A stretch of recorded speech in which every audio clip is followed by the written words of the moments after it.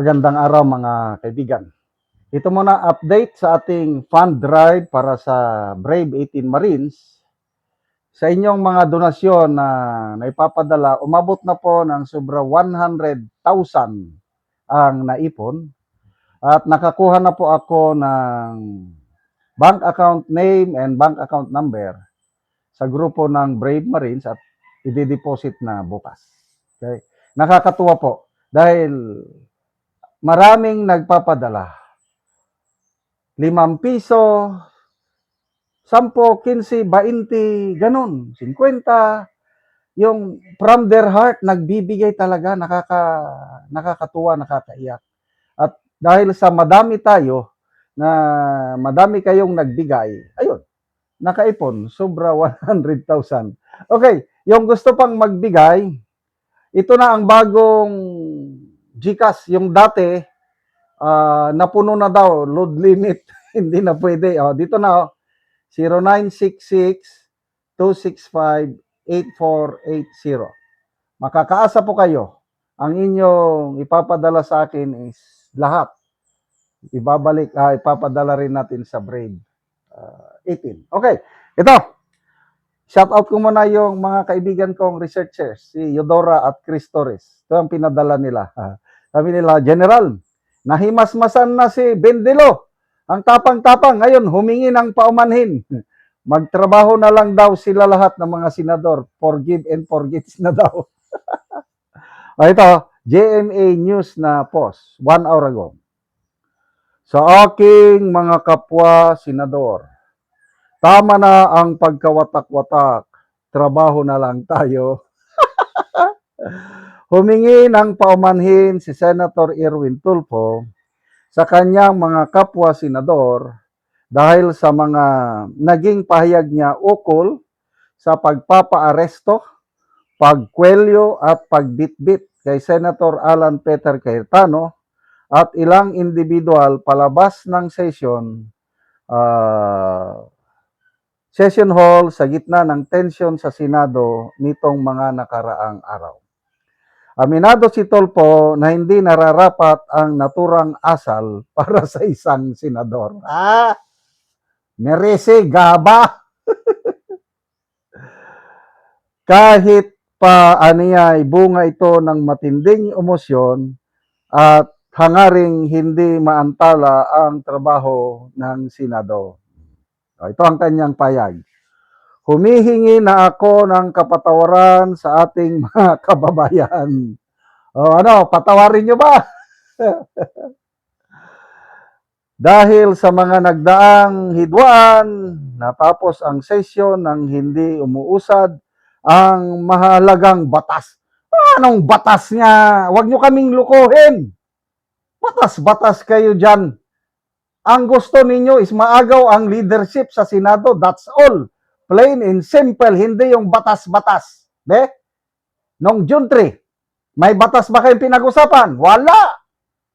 Butuhan lang, reorganization. After that, wala na. Batas sa inyong mga batas kuno. Nang dahil sa bangayan, naging paralisado na ang ating mandato. Ang mga Pilipino ang tunay na talo nito. Dati namang talo ang mga Pilipino. Noong panahon pa, leadership ni Soto at Lacson, ayaw patawag ang mga Brave 18 Marines, talo na ang mga Pilipino. Ano bang sinasabi niyong talo ang Pilipino? Dati nang talo. Ngayon na naagaw ng Cayetano Black ang leadership, yun na, panalo na sana. Kaya lang, nagkaroon na naman ng problema. Ang 13, naging 12 na lang. Ano ba yan? Humihingi daw ng sige, tignan natin ang... Well, in fairness, it takes courage to admit your mistakes. And for that, saludohan ko siya sa kanyang courage na humingi ng But, it does not mean na yung depende rin sa mga senador kung makikipagtulungan. Kasi nasaktan na. Birayin mo yan, kwilyuhan mo ang kapwa mo senador. Kaya, Believe ako kay Senator Robin Padilla, yung kanyang hamon, no? Sige, unahin mo ako, sir, please. Kasi si Senator Alan Peter Cayetano, hindi yan sanay sa bardagulan sa kanto. Ako, subukan mo, unahin mo. I don't know kung kilala mo ba ako. Unahin mo ako. Tapos sabi niya, kung matapang ka, hinayupak ko! Oh, tapos biglang nagbago ang ihip ng hangin. Ngayon, humihingi na ng paumanhin. Wow naman! So, mayroon ba nakikitang solusyon para ma-resolve ito? As of now, wala akong nakikita. Kasi, pinipilit ng grupo ni na Gatchalian Soto Tulfo na sila ang legit. Kinilala na sila ng Malacanang, kinilala na ng House of Representatives. Kaya sabi ni Senator Alan Peter Cayetano, may kamay ang Malacanang. Imposibleng walang kinalaman ang Malacanang dito. Kasi nga, yung kinakatakutan is Blue Ribbon hearing. So, papayag na lang ba? Grupo ng Cayetano Black, pagkatapos nakulong yung isa, nagtatago yung isa, medyo matagal-tagal pa ito na bangayan. Nang dahil sa it all speaks about leadership. Ang ganda na sana ng simula ng administrasyong ito. Biggest political capital in history, yung boto nila na 31 o 32 million, ang laking suporta nun. Ngayon, nawala na. Negative 15 na. O, papaano pa tayo makabangon? Mahirap na. So, tingnan natin ang nag-react. 89,000 total reaction. 77,000 tumatawa, 2,400 ang galit. So, estimate 90% sa taong bayan,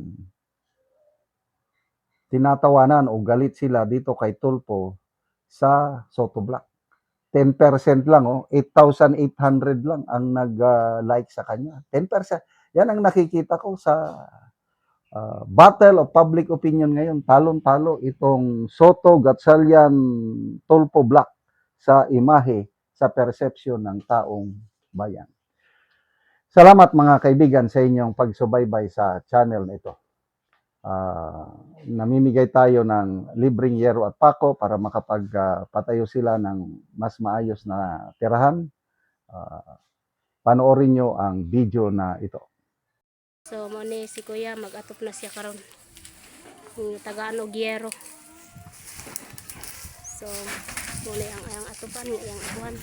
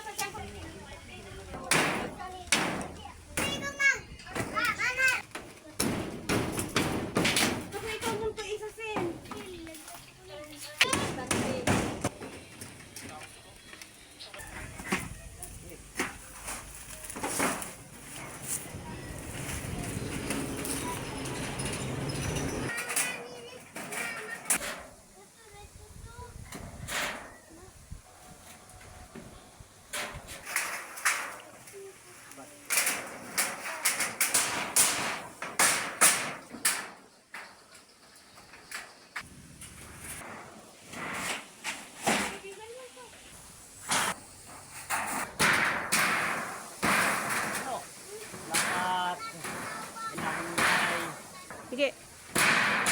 So karon na managid ang pag-atop ni Kuya sa yer. So na managid.